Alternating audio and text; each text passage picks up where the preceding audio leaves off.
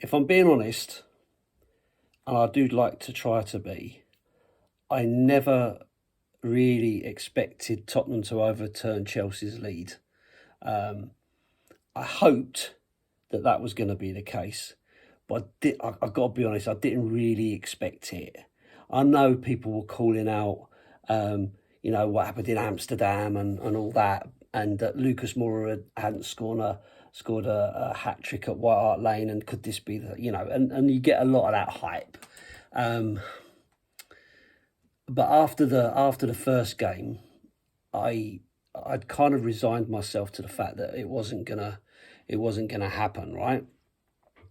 But what I did want to see was some heart and some passion, and us really kind of go for it, put out our best team, go for it, see what we could do. Even if we could win the second leg, at least we went out fighting rather than with a whimper. When I saw the team, I have to say I was rather concerned. And I'm not one for giving up straight away and that, but I looked at it and I thought I don't quite understand a couple of the decisions, right? So let's start with Hugo. Hugo is currently playing out of his skin, maybe for a new contract, we don't know. But he's actually playing some of the best football he's played for a long time, in my opinion, because there was a period where I was thinking, Hugo's a little bit past it. And the defence wasn't as supportive of him. That's how I was kind of feeling. He wasn't commanding the area as much as he had been. But of late, he really has been, and I think he's been playing really well. So for him to not be in the team, I thought, God, that's odd. Now, I get the bit about Galini has been the cup keeper and all the rest of it. But when you're this close to a final against, a big club like Chelsea, that to me just didn't make sense, and I couldn't see it. The other thing that really struck me straight away was Doherty at left back, and or left wing back, and I really struggle with that. I really struggle with that. He's been poor at right wing back, which is his favoured foot, and he hasn't been able to put in any decent crosses that I can remember. Well, if he has, you could probably count them on one hand. But I haven't seen that from him in terms of his ability this season at right back, let alone at left back. And I get the idea of, coming in on your right foot and so on. But every time he did, he came in on his right foot and passed it backwards. So that for me, he just didn't work. And I despair, which is really disappointing, because when he first came to the club before... what was I going to say? Not before Emerson, but he came into the club just when we were getting really fed up with Aurier, right? And he started off quite well. Aurier was injured, I believe, and then when Aurier came back, I think Doherty got injured, and so Aurier came back. Aurier started doing quite well, and then from that point onwards, Doherty's just never been the same. Like I say, for the first, he probably played 3 or 4 games and he was doing all right. And I thought, well, actually, he looks all right. Looks like a good buy.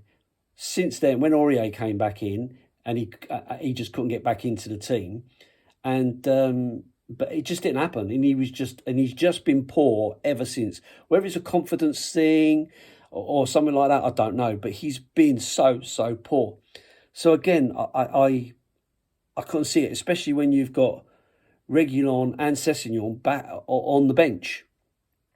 Again, I thought, I don't quite get it. Listen, Conte's his knowledge of football far surpasses mine, and so I go with it. But at the time, I'm thinking, I don't like that. And then the other one that really struck me was Lo Celso, and I'm like, again, maybe, and I think I called it out in a couple of videos ago, that maybe he just needs time to get into the team and play regularly, because he's kind of been fits and starts. He might play a game here, he might play a game there, and then he's injured and and all the rest of it. And it's not all the club's fault that he's not playing. A lot of it's down to his physical ability, right? But again, I didn't understand that, and so I think I put on my Facebook, watching from behind the sofa, and that this club's going to kill me, because I was hoping for something better. And listen, being absolutely upfront, I thought we had a better performance yesterday. I did think we did a better performance yesterday than we did in the first game. But at the same time, it was still a poor performance by our standards, or by the club's standards. Not so much this team standards, by the club standards. And I was disappointed that we were going to go out like that. So a couple of bits. The 2 penalties, neither of them was a penalty. So the VAR for once did its job correctly, but unfortunately not when you want it to. We lose out through proper, correct decisions, and you have to call them out as correct decisions, right? So Kepa made a great save, and the Højbjerg one, it was outside the box. The offside goal, correct. According to the rules, it's correct. You have to have 2 players, in front of the attacker. Now, normally that would be a defender and the keeper. In this occasion, the keeper was further forward. You did have, I think it was Rudiger beyond, but the other player for Chelsea was just in line, and you could see, you would say, okay, that was offside. If that had been the last man and Rudiger had been the keeper, you'd have kind of gone, oh, okay, tight, but offside. So again, correct decision. So you can't really knock it, can you? You can't really go, well, we were robbed or anything like that. And I've done a video, the Southampton one, where I felt that we were robbed. Anyway, so ultimately it was the right decision for all of those. Really disappointed with the goal for Chelsea, because that just needed better defending. And unfortunately, Tanganga, who's had an absolute nightmare, is at fault again. But apart from that, I don't think Chelsea really threatened us. But the reality is they didn't need to. The game was won, right? The game was won at Stamford Bridge. And the reality for all of this is that there is such a golfing class, and it's painful to have to say it. It's really disappointing to have to say it. But the golfing class is huge. We need, probably 3, 4, 5 even transfer windows to kind of put this right, because you can't just buy a whole new team and put it in there, expect it to work, right? Chelsea did that when they first had all their money. Man City have done that, when they first had their money. It takes time to build that squad, that mentality and that team mentality in the longer term. So it's going to be painful for us. We're going to have some faith and hope that things are going to start to move. Certainly this month. It doesn't feel like it. I get it. It doesn't feel like it. We're all fed up. Daniel Levy's not doing anything. But at the same time, I know, and I've said, I didn't think that we would have lots of incomings this month. But we desperately got to have a creative midfielder for if nothing else, we've got to have that.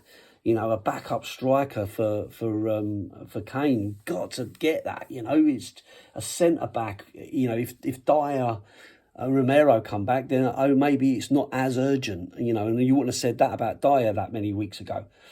So I just feel it's going to be a bit of a painful time for us. I guess my concern really is Conte and his opinion about where we go and how quickly we move and all the rest of it.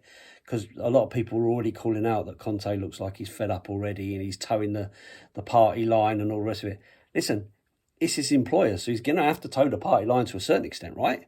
And he knows up to some point what he was facing when he went in there. I'm sure he would have had some reassurances that the club can spend money and can bring in players and so on.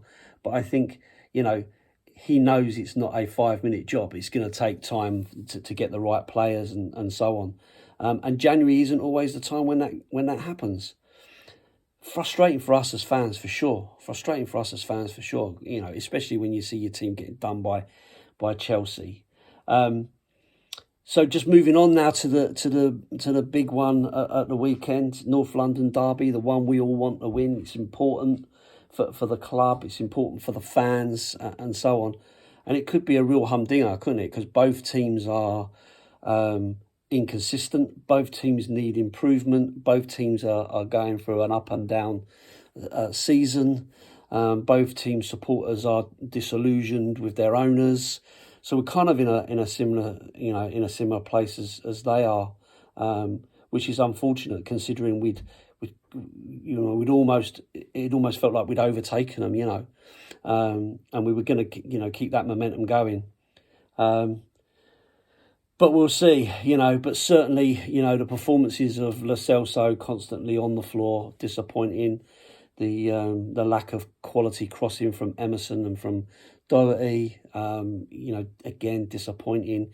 Even some of the through balls from Winks, who's been better of late, were poor. Mora as well, work rate, great work rate, worked really hard. But again, his final ball at times, there was a couple of occasions where I thought, if you release that, then rather than turning back or turning away or whatever, there were some opportunities we did make. Kane got into some decent positions and, if you get him in the right position, he can score goals. He's just struggling at the moment. So overall, really, really frustrating game. I guess the one thing I do wonder is if Conte has one eye on the weekend and that's what's driving the team selection, which would kind of back up the reasons why Mourinho was ousted, because he wanted to be able to play his best players in the League Cup, whereas Levy wanted him to play for the top four because that was still on. Even though it was tight, it was still an option at that point. And Mourinho's view was, no, it's about winning the trophies. Top four is secondary. You play for the next game, which I personally make him right about. And I know there's this massive debate about top four or trophies, and I don't want to get into that. I don't want to get into that now. But I don't know whether his planning was because of looking at the weekend with that game coming up, and if we can overturn Arsenal, win our games in hand, that puts us right up there in the mix. West Ham are still going well, so it's going to be a battle till the last, and we need all the points we can get. And maybe they're prioritising that over the League Cup, which is, most people's view, tin pot. For me personally, I want a trophy. But, we'll see. We'll see where we go. But listen, I'm up at the game at the weekend, so I won't be watching from behind the sofa. I'll be singing loud and proud as I can. Hope to see some of you up there. And we go again at the weekend. Up the Spurs.